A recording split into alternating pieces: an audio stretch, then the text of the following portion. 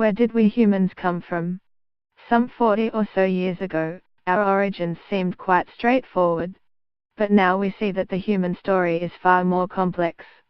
As summarized by Christopher Bae and colleagues in their latest paper just published in Science, data from Asia and Australia is becoming vital in piecing this new history together.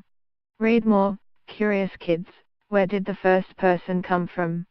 The original story went something like this. Modern humans, Homo sapiens, evolved to their current anatomical form in sub-Saharan Africa sometime after 200,000 years ago. They hung around for a bit, then groups started moving out of the homeland. Arriving in Western Europe, a human revolution soon occurred, 40,000 years ago, resulting in our much celebrated artistic and complex language abilities, a sort of creative explosion. These cognitively and technologically advanced peoples then outcompeted the indigenous Neanderthals, and other archaic, or relatively ancient, human groups, and ultimately conquered the entire globe.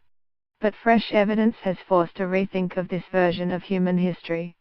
Modern humans' new analyses of human fossils have pushed back our earliest recognizable modern ancestors to around 310,000 years. And they weren't found in eastern or southern Africa, like previous fossil finds, but from a site called Jebel Irhoud in Morocco. These findings have raised questions regarding exactly how, and where, we became modern. Traditionally, we saw the primary difference between humans and the rest of the animal kingdom as being the use of tools. However, primatologists and other biologists have been recording more and more instances of chimpanzees, orangutans, and other creatures making and using tools. More than that, work initially in southern Africa has demonstrated that the creative explosion didn't happen in Europe, it happened back in Africa, and far before the original 40,000 years ago date.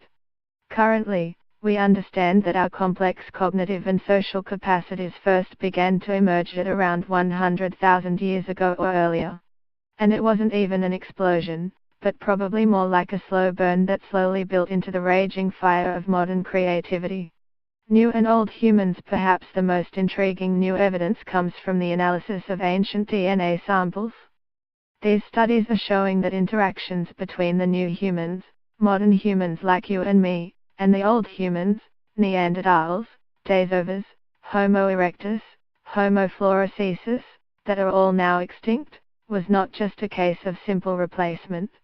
Instead, it appears that groups of new and old humans intermingled, interbred, fought, and interacted in a multitude of different ways which we are still disentangling. Read more. Neanderthals didn't give us red hair, but they certainly changed the way we sleep. The results of these encounters appear to have left some lasting legacies, like the presence of between 1–4% Neanderthal DNA in non-African modern humans.